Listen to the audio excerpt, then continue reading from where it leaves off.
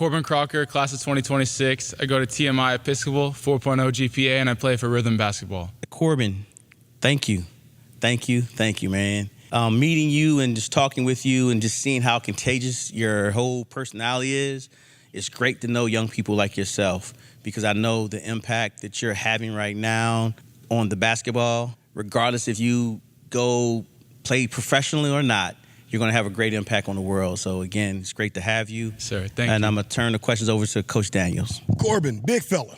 First off, thank you for being here, man. It's a Tuesday afternoon on summer break, and you chose to spend some time with us with the Talking Heads, so thank you for that. Man, I've been watching you for 4 years now. I tried to recruit you. Thanks, Uncle Dunkley. Beat me to it. I wanted my two bigs in the middle, but, man, from watching you that 8th grade year, he's a freshman at Alamo Heights killing everybody, and to where you are now.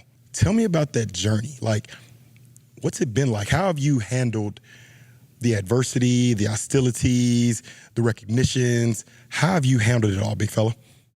I mean, I don't know, like you said, it's been a journey, I'm starting out at Heights freshman year and then joining rhythm basketball for the summers. I mean, I don't know, I had a lot of different teams reaching out that year to play with them during the summer, and then ended up going with rhythm basketball because you really can't beat coaching from Tim Duncan, And that was great because then I met a bunch of other guys who went to TMI. And so then I ended up going to TMI because I'd been kind of thinking about changing schools, And I had a couple of friends at TMI. So I guess that kind of pushed me over the edge to end up at TMI for my sophomore year. And that summer was super fun just because I'd never really played AAU travel basketball like that for real before then. And so it was just a great time with Rhythm, getting to know all these guys, and then looking forward to going into the next year at TMI to be able to play with a lot of them again. And that year at TMI with Coach Bowen. So I had to wake up early, do all that running with Coach Bowen, those 3-man weaves, all that stuff. So that was, but I don't know, that was definitely character building, and it was super fun getting us in shape and stuff. So that was fun. Then obviously we had the next few summers with Rhythm. And then coming up to this, and then this last school year, my junior year, was when we had our coaching change. Now we have Coach Williams. And he's had such a great impact on not only me, but the rest of the team, because he's such a renowned and amazing coach, but he's also a great person who has helped us grow on and off the court exponentially. And so then now going into this, where we are right now, this summer going into senior year for AAU, had a bunch of other teams ask me, like, yeah, come play with us. You shouldn't be still in San Antonio and stuff. And so, I mean, it was a tough decision trying to figure out what to do, but eventually we decided to stay with Rhythm, and I'm super glad we did because, I don't know, it's Rhythm family, and we love the team. The team success you guys had over the years, talking about TMI now, how are you guys looking to make sure that continues? You got some new talent now. I'm just going to say it first here, right? Say it first here. I think you guys, talent on paper, you're one of the better teams in San Antonio right now. I see you guys going very far, especially with St. Mike's losing the big fella over there. So I see you guys as one of the favorites, okay? Just letting everybody know that. I'm professing that now. What are you looking forward to carry that success you guys had the past years to this year? So, like you said, on paper, man, our team would be hard to beat. We got every kind of player you could ever ask or hope for, really. So, but I think the most important thing would be if we worked well together as a team.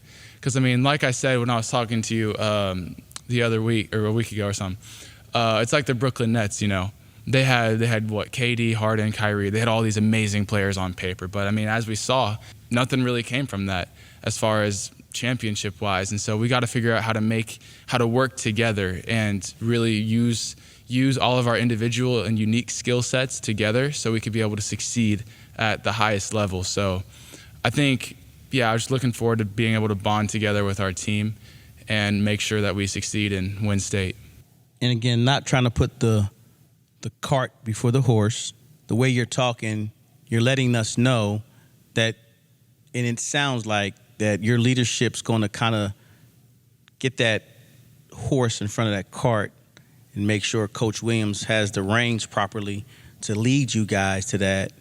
And your attitude alone is letting us know that you're going to do whatever you need to do to make sure everybody falls in place and does that. So, again, that's why I picked you guys to go so far. Okay? Yes, sir. So, senior year, You're literally the big man on campus. You're the veteran on campus now, veteran on this team. But there have been a lot of shifts out and shifts in. What are you guys doing as a culture, as a unit? What are you doing? Are you having conversations with your coach? What strategies are you using to welcome the new guys? What are you doing to have everybody comfortable? Because you guys are loaded and not wanting to end up like the Brooklyn Nets, more so like the 2017 Warriors. What are you doing to get there? So I think a lot of so Coach Williams' coaching style really has a big effect on that and really helps with our chemistry because he has such a unique coaching style. Like, I mean, he's this big guy with the deep voice and stuff, and he can raise his voice and stuff, but then he'll just start talking about something else and laughing and stuff. And so, like, kind of his unique coaching style will bring us together. Like what is this guy doing? But we all love him for that and love his coaching style. And I think that will really bring us together. And along with that, he makes an effort to make sure that we're bonded and we have good chemistry. Like he'll do at the beginning or end of practice, he'll do different things. Like he'll bring out this big whiteboard and have us write down different things. And a lot of times it's about basketball, but sometimes it's about other things. Like if you could play a different sport, what would you play? Or just different questions like that to kind of bring the team together. So he does a great job of making sure we're all meshed together. So since you mentioned that, it's not a question, but I want to kind of go off script a little bit. That's fine. What sport would you play if you could play another sport? Hey, I could. So just play it for fun or like professionally? Whatever you wanted, how far you want to take it. So if I could do anything, I'd be an F1 driver, but I'm too big. I was about to say that. Like, if you say you want to be a pilot in the F-15 in the Navy or Air Top Force. Gun. I would do Top Gun too. Yeah, you're too tall, but go ahead. I can't do go that. ahead. But I'd be an F1 driver because, man, those guys, first of all, they make so much money. Second of all, you're one of like 20 people in the entire world. How cool is that? And then, I mean, I love cars and such, so just that's, I don't know, I'm really fascinated by that stuff. Who are you driving for? Ferrari? I feel like it's got to be Ferrari. Ferrari? Right? Okay. Yeah, okay. I mean, that's just, Ferrari. Realistically, though, I'd play football because, I mean, that's, football. What position? All of them. Quarterback? Oh, yeah. Got it. I can see you doing that. Are there any particular team strategies that you guys have started working on already that you're looking to implement for the upcoming season to prepare you guys for the season you're about to have? So we're gonna run a lot of pick and roll, I think. I mean, we have all of our set plays that we're gonna run through, and a lot of them end up with or start out with a pick and roll of some sort. Whether it's me setting a screen for Elijah, Josiah, Jaden, Draven, like we have so many different options. Like say I'm setting a screen for Elijah, he starts driving down, and they sink in, someone takes away the roll from me, takes away Elijah's drive, then boom, he kicks it out Josiah, 3-ball. Or to Chase, 3-ball. So I mean, I bet a lot of it's just gonna be getting to the basket because we have a lot of slashers on our team, but then we have just as many shooters who we can kick it back out to in case they double. So I feel like it's gonna be hard to stop. The other teams are gonna have to have some good defenders. Are you seeing any of your plays that you guys have in this year? Are they more geared to college-style plays, or are they still kind of high schoolish? Or, do you see any of the NBA stuff coming in? I know you had two NBA coaches, so I'm sure you're going to have some of it, but you got to still not water it down, but gear it down a little bit because it's kind of complicated. Are you seeing that, or it's just simple, regular old basketball? Oh, I think it's definitely a lot of the NBA style playing. Offense, defense, transition. Like Coach Williams will use the terms that he would use in the NBA, and we'll use them as part of kind of our lingo whenever we're playing the game. I think it's definitely more of an NBA play style, which is really fun to be a part of. Two-part question. So being the big man in the middle, obviously you want to play at the next level, you've got to evolve your game. And so I've been noticing you stepping out more and more, free throw line, now you're getting to the three-point line. What are you doing to continue enhancing your game to become that versatile player to where now you're giving the defense a nightmare because you're not just on the block? When you run that pick and roll, now you can pop. What are you doing to continue to enhance that? So whenever I go out to shoot, if I'm working out or something, like I'll go to shoot 360. and just shoot threes, repetition, try to get that muscle memory down so it'll become more consistent in the games. And then before or after practice, whenever we're just doing individual workouts, I'll focus more on shooting threes or dribble pull-ups as opposed to doing like jump hooks or post moves, which is what I would work on at my earlier high school years. Love it. Now, with that being said, this past season, give us a memory. Give us a moment that, give us your best memory from this past school season. Ooh, okay. That's a tough one. Ooh, probably, I think whenever we beat Antonian at home, because, I mean, they were a really good team. I mean, same city. And whenever we went to their house, they beat us. But whenever they came to play us, man, that was a fun game. Caught a couple of bodies. And that was just the best game we played all season, I think. Everyone was just hitting. Like, Elijah was hitting, Draven was hitting, Preston. Like, everyone was just playing to the best of their best game, and it was awesome. Thank you for that. You made me look bad, too, on that because I didn't pick y'all. I didn't. Because, again, I was at that game when y'all played at the Antonian. And I saw that, I was like, oh, there's no way. And then you guys just go there and y'all demolish them. I remember looking at the box score, and I was like, by 20, I think. Yeah, he called me because he didn't believe it. I didn't. I was like, wow. And then, by the way, TMI is one of the hardest places to play in the city. The gym? Yeah. Oh, it's loud. The size, it's hard. Once y'all pack that pace, once you pack it out, it's hard to play there. Well, it's not really hard to pack it out. You're seeing like 20 people. Right, Hey, yeah. Again, I'm not putting out how big your place is. I just said it's hard to play there, okay? Yeah. I mean, it's hard to watch there. There's no room. I know it is. It's crazy. The second gym has got more seating space than the main. Right. I think we just knock down that middle wall and make one big gym. There you go. Mm-hmm.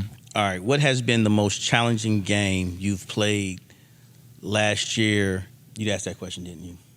You didn't? Okay. What's the most challenging game you played last year? And then, win or lose, how did you overcome? So let's use two. Let's use the game that was most challenging that you lost. How did you overcome that loss to where as though the thought process you had to put yourself into? And then that's also a challenging game you guys won. And then what place it put your mind in. So give me both. Okay, so the challenging game that we lost, definitely the first time we played St. Michael's in Austin. Yeah, we lost that one that was a bad one. But then I think, I don't know, we just really had to, lock in, I guess. We were locked in before, but now we really knew what we had to do, how we had to do it, and we were really ready for the next time we played them. And then when they came down to TMI, we played them again, but it was a much closer game.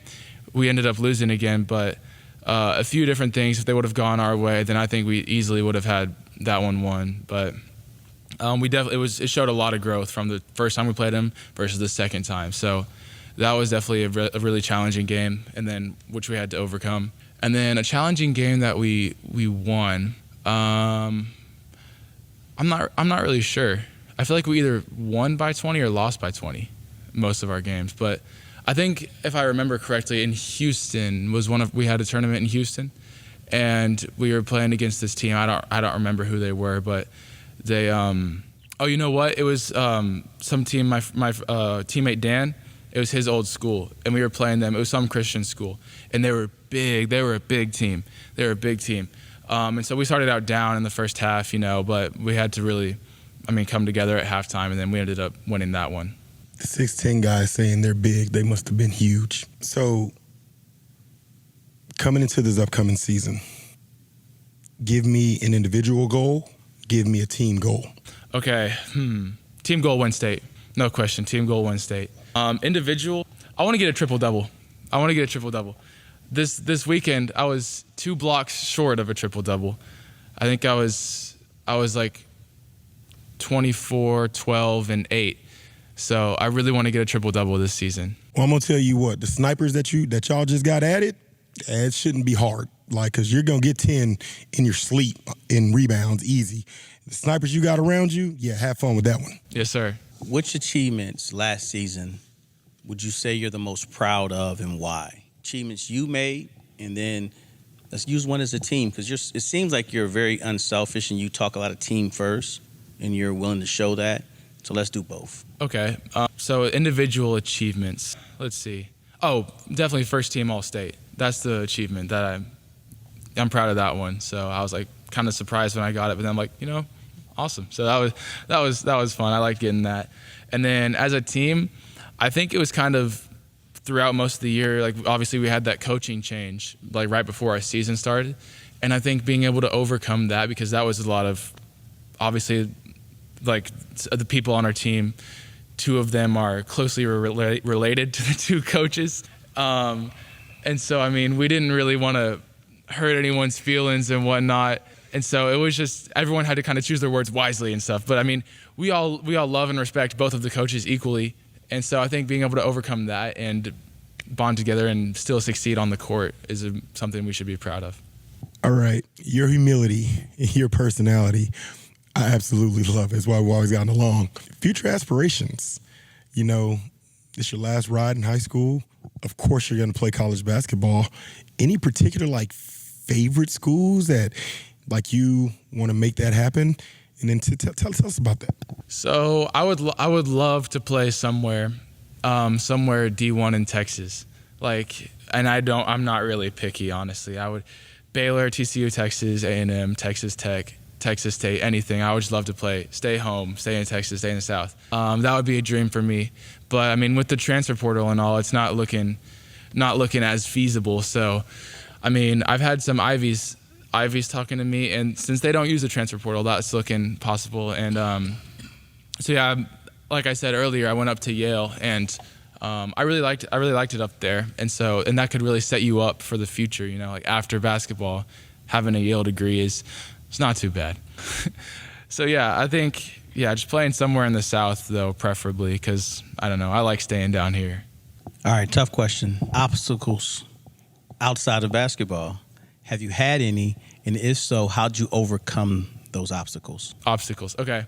So I guess, I don't know. I guess when I was younger, I thought of it as an obstacle or as a hurdle. But my sister, she has special needs.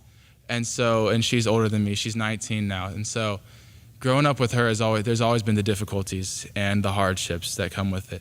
But when I was younger, I used to always like ask God, why? Why do I have a sister like this? Why, why can't I hang out or have a good time with her, have jokes with her, play games like all my friends do? Like, why can't we go on these family vacations? And so then I was always really upset and frustrated about that. But then as I got older, I guess I started to see her and realize that she was really a blessing to us, because she taught me and my parents and my family and everyone so many different things. Like, she taught me how to be a better person. She helped me mature and grow up. And so I'm just very thankful for her and the impact that she's had on my life and the lives of others. See, that's it right there. That's the reason I do what I do. To hear that right there, and then to see you and to understand, that's it. You got a fan always now. You got a fan always. University of Pennsylvania, though. I'm get a shout out to those guys. All right, that's Ivy League school. Yes, sir. So you just gave us your fun fact. 17-year-old kid that can acknowledge that and speak with confidence and maturity that you just spoke with. That says everything anybody would ever need to know in regards to your character. So that's impressive. So one question for him: before games, you have a routine? Do you have a ritual? I do. So I don't know. I'm kind of weird. I always do the same things the same ways. Like I always put on my left shoe first and then my right shoe, stuff like that. And then always stretch. Like I have the same stretching routine I go through, 15 seconds, like each leg and stuff, each stretching thing.